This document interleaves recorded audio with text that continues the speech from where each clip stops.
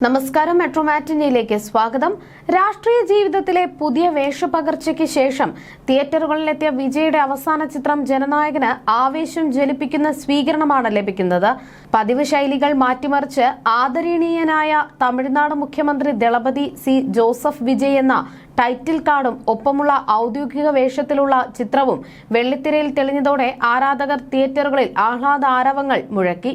പ്രിയ താരത്തിന്റെ വിടവാങ്ങൽ ചിത്രമെന്ന നിലയിൽ വൈകാരികമായ മുഹൂർത്തങ്ങൾ സമ്മാനിക്കുന്ന ഈ സിനിമയ്ക്കായി വൺ ലാസ്റ്റ് ടൈം എന്ന ഹാഷ്ടാഗ് എക്സ് പ്ലാറ്റ്ഫോമിൽ ട്രെൻഡിംഗ് ആയി കഴിഞ്ഞു. ജനനായകൻ അതിഗംഭീരമായ അനുഭവമാണെന്നാണ് പ്രേക്ഷകരുടെ പക്ഷം.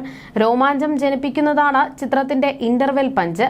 ചിത്രത്തിന്റെ ഏറ്റവും വലിയ ശക്തി വൈകാരികമായ അടുപ്പമാണെന്നും പ്രത്യേകിച്ച് വിജയുടെയും മമിത ബൈജുവിന്റെയും രംഗങ്ങൾ ഗംഭീരമാണെന്നും ആരാധകർ പറഞ്ഞു. ഇപ്പോഴിതാ ജനനായകൻ റിലീസിന് മാസങ്ങൾക്ക് മുൻപ് ഓൺലൈനിൽ ചോർന്ന സംഭവത്തെക്കുറിച്ച് തുറന്നു പറയുകയാണ് ചിത്രത്തിന്റെ എഡിറ്റർ പ്രദീപ് ഇ രാഘവ്.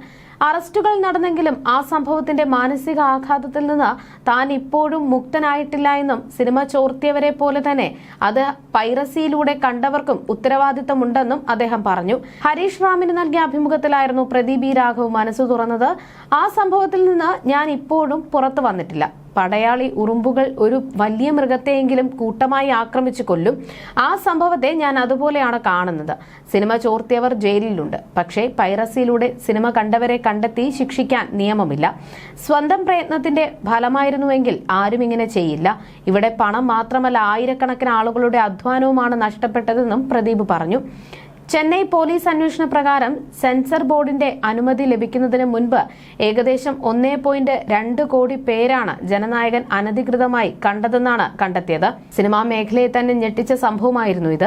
ചിത്രം സെൻസർ സർട്ടിഫിക്കറ്റ് ലഭിക്കുന്നതിന് മുൻപ് തന്നെ പൂർണ്ണ രൂപത്തിൽ ഓൺലൈനിൽ പ്രചരിപ്പിച്ചതോടെ നിർമ്മാതാക്കൾ വ്യാപകമായ നിയമ നടപടികൾ ആരംഭിച്ചിരുന്നു. സോഷ്യൽ മീഡിയയിൽ സിനിമയുടെ ദൃശ്യങ്ങളും ലിങ്കുകളും പങ്കുവച്ചവർക്കെതിരെയും നടപടി സ്വീകരിച്ചിരുന്നു. അന്വേഷണത്തിൽ മറ്റൊരു പ്രോജക്ടിനായി നിയമിച്ചിരുന്ന ഒരു ഫ്രീലാൻസ് അസിസ്റ്റന്റ് എഡിറ്റർ എഡിറ്റിംഗ് സ്റ്റുഡിയോയിലേക്ക് അനധികൃതമായി പ്രവേശിച്ച് ചിത്രത്തിന്റെ ദൃശ്യങ്ങൾ പകർത്തി പൂർണ്ണ പതിപ്പ് തയ്യാറാക്കി പൈറസി ശൃംഖലയിലേക്ക് കൈമാറിയതായാണ് കണ്ടെത്തിയത്. തമിഴ്നാട് സൈബർ ക്രൈം വിഭാഗത്തിന്റെ അന്വേഷണത്തിൽ പിന്നീട് അറസ്റ്റിലായവരുടെ എണ്ണം 16 ഉയർന്നു. ഇതിനിടെ സെൻസർ ചെയ്യാത്ത പതിപ്പ് പ്രചരിപ്പിക്കരുത് എന്ന ഇന്റർനെറ്റ് സേവനദാതാക്കൾക്കും കേബിൾ ഓപ്പറേറ്റർമാർക്കും മദ്രാസ് ഹൈക്കോടതി ഇടക്കാല ഉത്തരവും നൽകിയിരുന്നു. സംഭവത്തിന് പിന്നാലെ പ്രദീപ് ഇ രാഘവനും പ്രൊഫഷണൽ തലത്തിൽ തിരിച്ചടി നേരിടേണ്ടി വന്നു. ചോർച്ചയ്ക്ക് അദ്ദേഹം നേരിട്ട് ഉത്തരവാദിയല്ല എന്ന് വ്യക്തമാക്കിയെങ്കിലും സംഘടനയുടെ ചട്ടങ്ങൾ ലംഘിച്ച് അംഗമല്ലാത്തവരെ അസിസ്റ്റന്റുമാരായി നിയമിച്ചതിനെ തുടർന്ന് south Indian film editors association അദ്ദേഹത്തെ സസ്പെൻഡ് ചെയ്തിരുന്നു. പിന്നീട് പ്രദീപ് മാപ്പപേക്ഷ സമർപ്പിച്ചതോടെ സംഘടന അത് അംഗീകരിക്കുകയും വീണ്ടും ജോലിയിൽ തുടരാൻ അനുമതി നൽകുകയും ചെയ്തു. സംവിധായകൻ എച്ച് വിനോദും നേരത്തെ ഈ ചോർച്ചയെക്കുറിച്ച് പ്രതികരിച്ചിരുന്നു. സിനിമ ചോർന്നത് മുഴുവൻ ടീമിനും കനത്ത ആഘാതമായിരുന്നുവെന്നും ആ സംഭവത്തിൽ നിന്ന് കരകയറാൻ ഏറെ സമയമെടുത്തുവെന്നും അദ്ദേഹം പറഞ്ഞിരുന്നു. നീണ്ട സെൻസർ നടപടികൾക്കും വിവാദങ്ങൾക്കും ശേഷമാണ് ജൂലൈ 23-ന് ജനനായകൻ തിയേറ്ററുകളിൽ എത്തിയത്. വിജയ്, പൂജ ഹെഡ്കെ, ബോബി ഡിയോൾ, മമിത ബൈജു എന്നിവർ പ്രധാന കഥാപാത്രങ്ങളെ അവതരിപ്പിച്ച ചിത്രം KVN പ്രൊഡക്ഷൻസിന്റെ ബാനറിൽ എച്ച് വിനോദാണ് സംവിധാനം ചെയ്തത്. അതേസമയം വിജയുടെ വ്യക്തി ജീവിതവും സോഷ്യൽ മീഡിയയിൽ വലിയ ചർച്ചാ വിഷയമായി മാറിയിരുന്നു. അടുത്ത കാലത്തായി നടനും തമിഴ്നാട് മുഖ്യമന്ത്രിയുമായ വിജയുടെ വ്യക്തി ജീവിതത്തിൽ നടന്നതും നടക്കുന്നതുമായ വിഷയങ്ങളാണ് ചർച്ചയായത്. ഭാര്യ സംഗീതയിൽ നിന്നും വിവാഹമോചനം നേടാനുള്ള ഒരുക്കത്തിലാണ് നടൻ. തൃഷയുമായി വിജയ്ക്കുള്ള ബന്ധം മനസ്സിലാക്കിയ ശേഷം സംഗീതയും മക്കളും നടനിൽ നിന്നും അകന്നാണ് കഴിയുന്നത്. മാസ്റ്റർ സിനിമയുടെ ഓഡിയോ ലോഞ്ച് ഫംഗ്ഷനിലാണ് അവസാനമായി സംഗീത വിജയ്ക്കൊപ്പം പ്രത്യക്ഷപ്പെട്ടത്. അതിനുശേഷം സംഗീതയുടെ അഭാവം കണ്ട് തുടങ്ങിയതോടെ ചർച്ചകളും ആരംഭിച്ചിരുന്നു. ഗോസിപ്പുകൾ പലവിധത്തിൽ പ്രചരിക്കുന്നതിന് ഇടയിലാണ് ഇക്കഴിഞ്ഞ ഫെബ്രുവരിയിൽ സംഗീത വിവാഹമോചനം ആവശ്യപ്പെട്ട് കോടതിയെ സമീപിച്ചത്.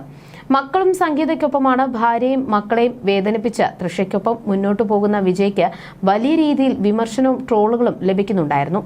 എന്നാൽ നടന് മക്കളോടുണ്ടായിരുന്ന സ്നേഹത്തിന്റെ ആഴം എത്രത്തോളമായിരുന്നുവെന്ന് നടി ലക്ഷണ പറഞ്ഞ വാക്കുകൾ ഏറെ വൈറലായി മാറിയിരുന്നു. ശിവകാശിയിൽ വിജയ്ക്കൊപ്പം ലക്ഷണ എന്ന് അറിയപ്പെടുന്ന കൃഷ്ണ സജിത്ത് അഭിനയിച്ചിരുന്നു. ശിവകാശിയുടെ ഷൂട്ട് നടക്കുമ്പോഴായിരുന്നു നടന് മകൾ ദിവ്യ സാഷ പിറന്നത്. ലോകം കീഴടക്കിയ വ്യക്തിയെ പോലെ അന്ന് വിജയ് സന്തോഷവാനായിരുന്നുവെന്നും ലക്ഷണ പറഞ്ഞിരുന്നു. ഷൂട്ട് നടക്കുന്ന സമയത്താണ് അദ്ദേഹത്തിന് മകൾ പിറന്നത്. അതൊരു വെള്ളിയാഴ്ചയായിരുന്നു. ഷൂട്ടിംഗ് അവസാനിക്കുന്നതിന് 3-4 ദിവസം മുൻപാണ് ഇത് നടന്നത്. ലാസ്റ്റ് ഷെഡ്യൂൾ നടക്കുകയാണ്. ഞാൻ ഷോട്ടിലായിരുന്നു. തിരികെ വന്നപ്പോൾ അമ്മയാണ് പറഞ്ഞത് വിജയ് സാർ എന്നെ കാരവാനിലേക്ക് വിളിക്കുന്നുണ്ടെന്ന്. ഞാൻ അവിടെ ചെല്ലുമ്പോൾ ലഡുവൊക്കെയായി അദ്ദേഹം എന്നെ കാത്തിരിക്കുകയായിരുന്നു. അതീവ സന്തോഷവാനായിരുന്നു. ലോകം കീഴടക്കിയ സന്തോഷം അദ്ദേഹത്തിന്റെ മുഖത്ത് കാണാമായിരുന്നു. ലക്ഷണ, എനിക്ക് പെൺകുഞ്ഞ് പിറന്നു. വെള്ളിയാഴ്ച പെൺകുഞ്ഞ് പിറക്കുന്നത് ഐശ്വര്യമാണെന്ന വിശ്വാസം തമിഴ്നാട്ടിലുണ്ടത്രേ. അതുകൊണ്ട് തന്നെ വെള്ളിയാഴ്ച തന്നെ എനിക്ക് പെൺകുഞ്ഞ് പിറന്നതിൽ ഞാൻ സന്തോഷവാനാണെന്നും അദ്ദേഹം ഇത്രയും പറഞ്ഞ ശേഷം അദ്ദേഹം എനിക്കൊരു ലഡു എടുത്തു തന്നു. അത്രയേറെ സന്തോഷവാനായ വിജയ് സാറിനെയാണ് അന്ന് ഞാൻ അവിടെ കണ്ടത്. ഞാൻ അദ്ദേഹത്തിന് കൺഗ്രാജുലേഷൻ ഒക്കെ പറഞ്ഞിരുന്നു.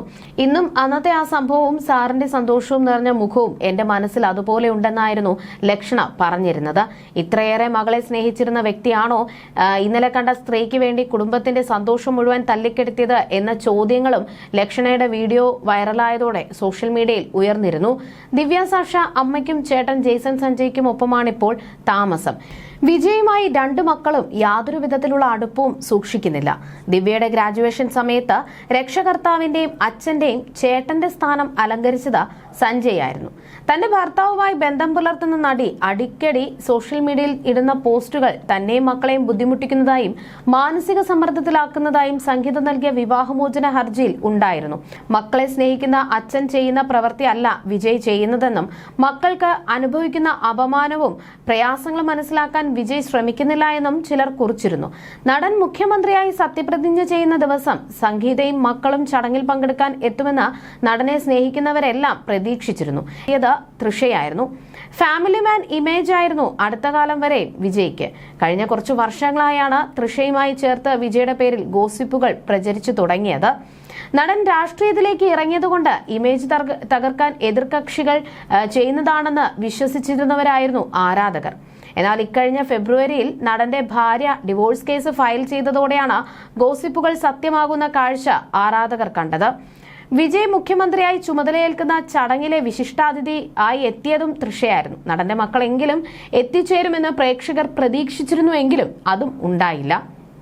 മകളെ അത്രയേറെ സ്നേഹിച്ചിരുന്ന ഒരാളാണ് താരം. വർഷങ്ങൾക്ക് മുൻപ് സിനിമയുടെ പ്രൊമോഷനുമായി ബന്ധപ്പെട്ട് TV ചാനലിൽ നടൻ എത്തിയിരുന്നു.